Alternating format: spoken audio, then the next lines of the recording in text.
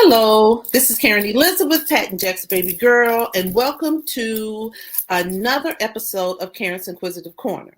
Again, we are focusing on mental health for October, Mental Health Awareness Month. But mental health is something that we talk a lot about in the corner, and it's not just something to focus on in October. Today, we have a very, very special guest. The guest is actually within the Generation Z. Generation Z is between 12 to 27 years old and is actually 16 years old. And she's going to come on and she's going to talk to us about her experiences with this mental health crisis within Generation Z. We also have a guest. Her name is Erin Harris. And Erin Harris is the CEO of Undo Mindset. And it's exactly what it says, undo mindsets. Her goal is to undo negative mindsets into positive mindsets that give out positive vibes that encourage. So let's bring both of them on. Hello, Erin. How are you? Wonderful. How are you doing? I'm doing good. Hey, Ann. How are you? I'm doing great. Great. So, Erin, tell the audience a little bit about Undo Mindset. Spent 15 years in the classroom, ended my educational career in a school shooting. It was gang related, one student shot, no fatalities. But afterwards I sought out some pretty intense mental health help to help me just kind of process what I had gone through, where I learned really amazing skills and tools and realized that we are not teaching these things to our kiddos. Our nonprofit is really focused on two components. One is our educational system, just teaching kids how to use their brains and twisting your thoughts to make sure your thoughts are productive and healthy. The other half of our nonprofit work is really bringing this work to marginalized communities and communities that haven't had other financial access or otherwise had access to these types of resources. How old are you, Ann? I'm 15 and a half, almost 16 in January. Yeah. And what grade are you in? I'm a sophomore in high school. Sophomore in high school. And when did you realize that your generation is in a mental health crisis? The start of COVID, the hit of that was really a big giveaway. In comparison to COVID and post-COVID, it does seem very minute, but when I'm looking back at it as an elementary student, it definitely was a big moment. And give us the beginning of your mental health journey through COVID and post-COVID. I think the isolation was really hard on not just me, but also like my sister, who's a grade younger than me, and a lot of our friends that we got like very cut off from because of our mom's health issues. We had to isolate so much. Being able to see our friends, being able to see family wasn't even a thing. We had to protect our mom from the health issues, and I feel like that really screwed over our mental health in a way. Starting at COVID it was a very big jumpstart, at least for me. And I've seen it happen with a lot of other people too. I know educators coast to coast, and a lot of them are still saying now that they're seeing so many behavioral challenges in the classroom. Do you feel like the rationale for that is because kids are feeling academically behind because of the pandemic? Or do you feel like there's other things that are happening that are playing into that? During my 8th grade year, I was finally back in person, and it was so hard to keep up. These teachers kept telling me, oh, you teachers should have told you this in 7th grade or 6th grade. And being in COVID, the curriculum was screwed up so badly, and it was not twisted, but like configured a little differently. And it was a lot harder to be taught and to be able to grasp onto because of the whole entire shutdown and stuff. I think a lot of the kids in COVID struggled with that, and the teachers were just sitting here like, oh, you should already know this. Keep going. It's so hard. I remember sitting there like, no, I don't know this. Can somebody please help me? And nobody would help. It was so hard. And could you elaborate on some of the details of how you were feeling during this process? During COVID, funny enough, this is when we discovered I had ADHD. That's when I got diagnosed with it. And And that's kind of when it started. Like, that kind of became a vulnerability in my learning experience because of the way online learning was. And yes, it can be a positive, but it also made it so hard to be able to learn things in school. It made things a lot harder. I know that was really hard for me mentally because I was struggling so much to just stay on top of things. And I've always been a procrastinator, but we never really figured out that was why. I think sleep-wise, my body was growing. I was like 12, 13, 14 when this started. And I was so exhausted, right? Because I was growing. And I finally could sleep. So I was less tired during COVID, honestly. And then I got back into 8th grade in person, and it was so hard because my body was growing so much. I'm still very angry about it. The way it was handled and the way we were like, I don't want to say neglected, but yeah, we kind of, our mental health and what was happening to us was neglected. Because I remember my dad sitting here going, well, I hope you never have to raise a kid in a pandemic versus, I know this is hard. I know this is a big struggle for you. We're still teenagers. You're just throwing us into the fire without any support, without any help. And were you just overall sad and mad and not really understanding why? 100%, yes. I know, especially with my mom's health, I understood. Yes, I needed to it was a protecting my mom type of a thing with her health, but it was also really frustrating as a kid going, I've got all these friends having birthday parties still, and I'm sitting here basically locked in my house. It was so hard and so frustrating, and I know my sister felt that too. It was really hard on us. In what ways do you feel like the internet and social media and all that stuff has either helped or not helped yours and or your peers' mental health? It is actually, yes, it has helped. Like, the community, honestly, it has been some of the best things to have for me. That's how, when I was dating somebody, that's sometimes how I was able to keep in contact with the person that I was dating, meet new people and talk to people, because I was still a very social person. It does have its positives. I think the problem is we don't acknowledge how bad it is for us. This is like 2-ish years after like COVID really calmed down, but so December last year, my 9th grade freshman year,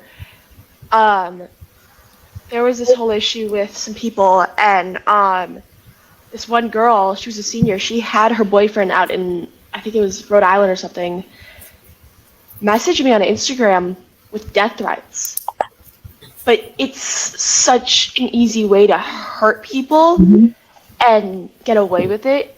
It's just, and I think adults are like, yeah, that's the problem with your generation, your whole anonymous bullying thing. No, it's not just our generation. It's also other adults doing stuff like that. It's other adults doing things to get their hands on kids. It's this huge issue, and I think as the older generations, they're sitting here like, yeah, that's the problem with your generation. You guys are too addicted to your phones, too addicted to social media. No, we're not. Sometimes when you're like already in a down low part of your mindset, you believe it because of all the crap is happening already. Like I was, that was like the icing on the cake. That like, I kid you not, the amount of panic attacks I had because of that. And that was just one person. And I had so many other things. I mean, it's just things like that it's like adults, like you said, it's hard on you. It's hard on adults. So why are we ignoring it when it happens to teens? We are not equipped to deal with this. And you guys are letting us sit here and go, yes, you are.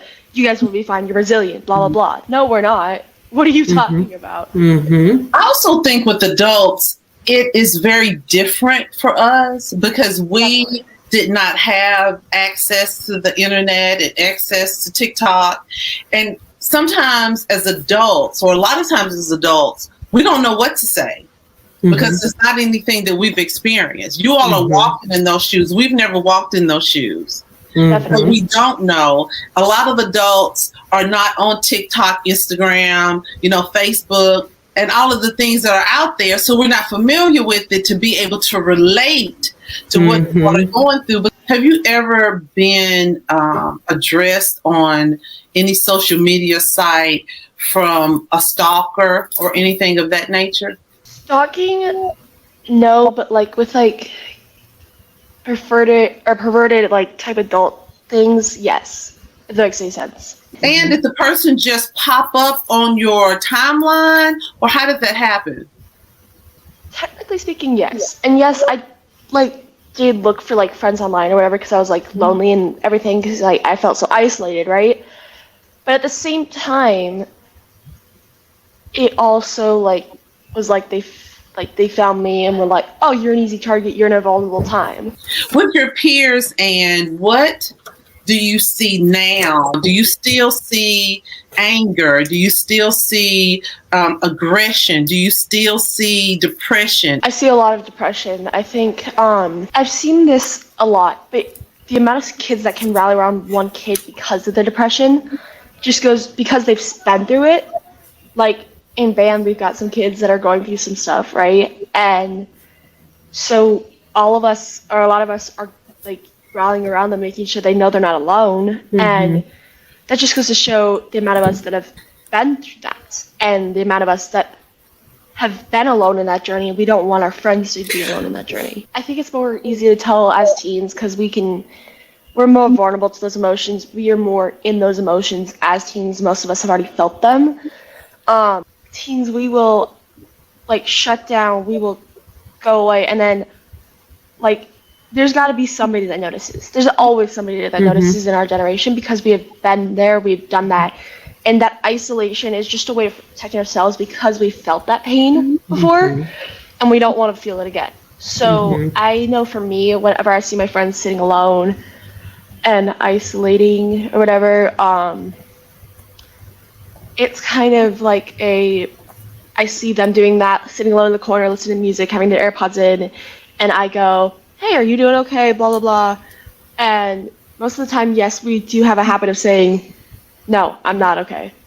Just because of like what our parents have taught us in a way, like, be tough, be strong, don't show emotion. We're like, no, I'm fine. But once you like honestly, sometimes it's like that one person that can be like, say hi, and you're like, you actually want to talk to them and you feel okay to tell them. And then you're sitting here like listening to them and they're just telling you all these problems. And sometimes when other people ask you like, hey, are they okay?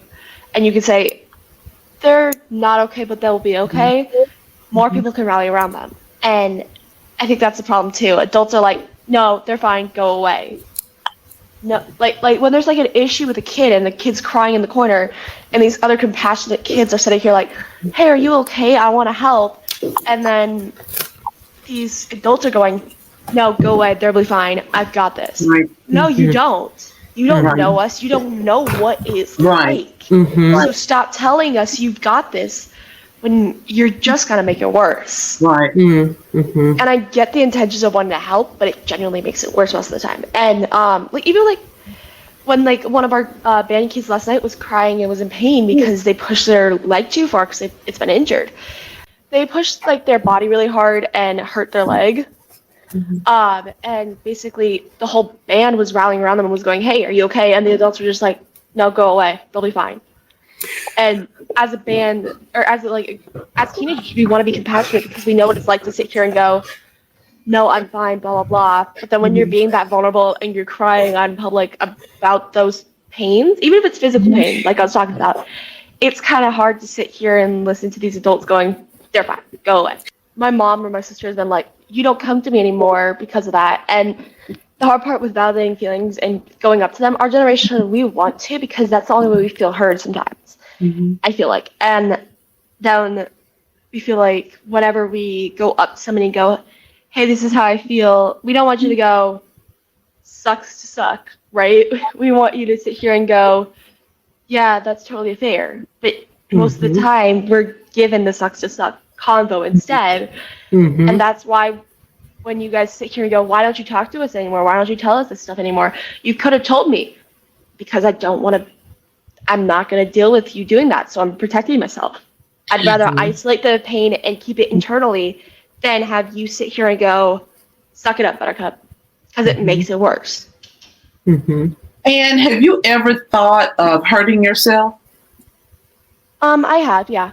I have taken action to do that before. It's definitely been something I struggled with a lot my 8th grade year personally. And it's definitely something that's a lot more of a sensitive topic for our generation, I feel like, because the adults go, what the is wrong with you? Why would you do that? And we're sitting here like, actually one of these, we listen to these songs, or we different, like, I don't know if you know this, but like teens, we listen to songs that like express our pain and our, because it's like the only way we feel heard, right? And some of the songs, one of them says something like, I'm sitting here writing on my wrist words that don't exist. Or say that one more time. Say that one more time, Anne. I've been sitting here writing words on my wrist that don't exist, or something like that. The song's Words That Don't Exist by Citizen Soldier, but basically it's moments like that where you realize us hurting ourselves is the only way we feel like we can express that pain anymore. We have held it inside so long that we can't deal with the pain anymore. We need to express it. We need to feel the physical pain to validate that pain. I do want to say, as far as adults go, we had our own internet type things. We had our own bullying. We had our own negativity. It may have been different from what you all are having right now, but we still had our own. Sometimes, and parents have not fixed themselves.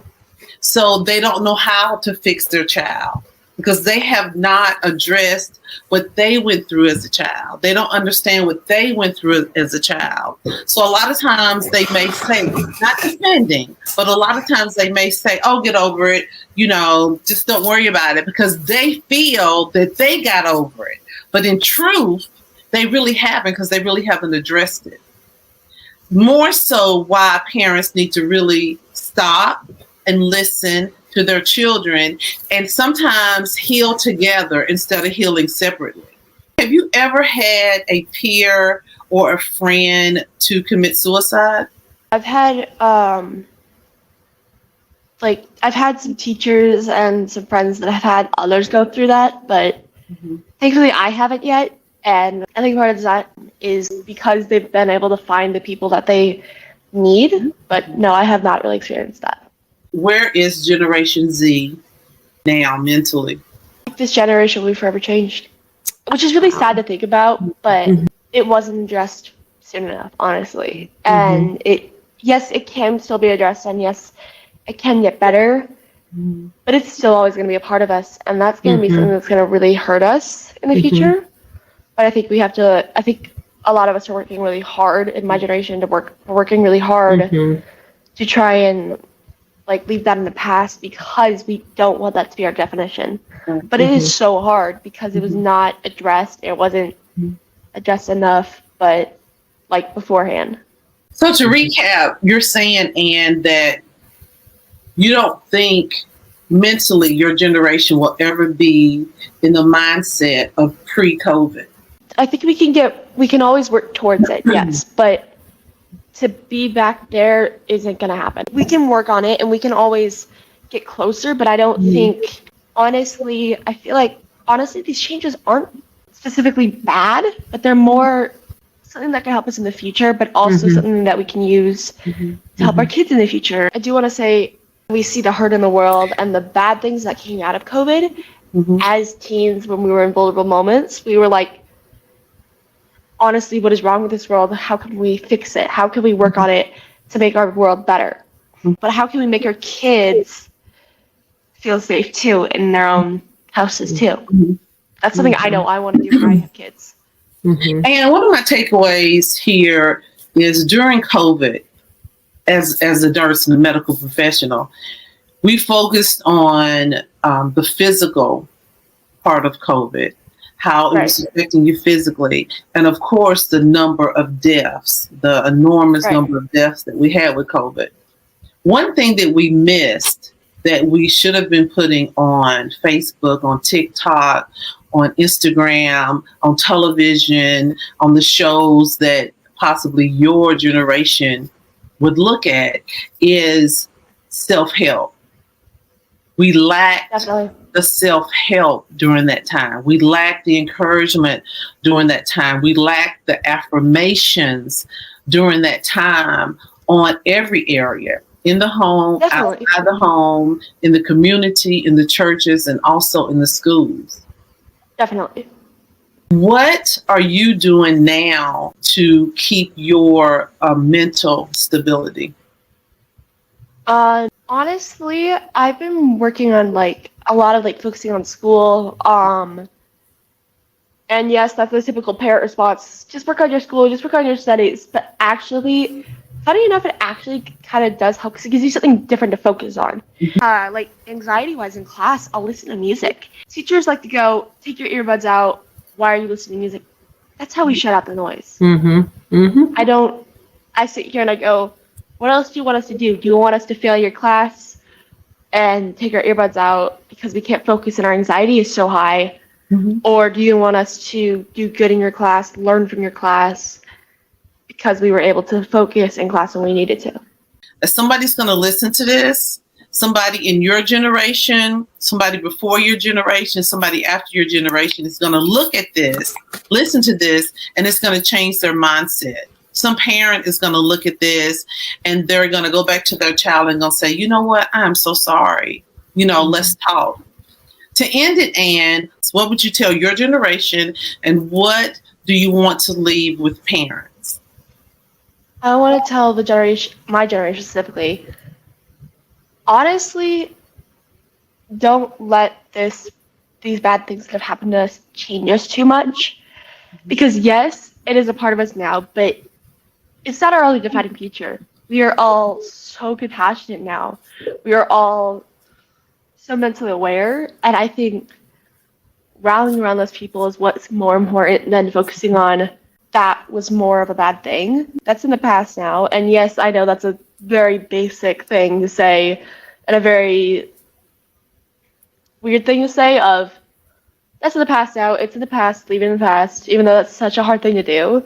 I think we need to worry about on the people that need our love right now, specifically in our generation, giving that compassion that we have learned to give because of the things we've been through mentally. And then for the parents, I'd say, honestly, the same thing, compassion. They'll just say, oh, you guys are the COVID generation. It's okay. That's normal, whatever. So why aren't you going to try and help us still? Why are you just justifying it? And I know, as a parent, I want to be more open about these emotions, more vulnerable about these emotions. Like at the dinner table, doing a negative, a positive, and something random or something you're looking forward to. I like to do thorn, rose, and bud.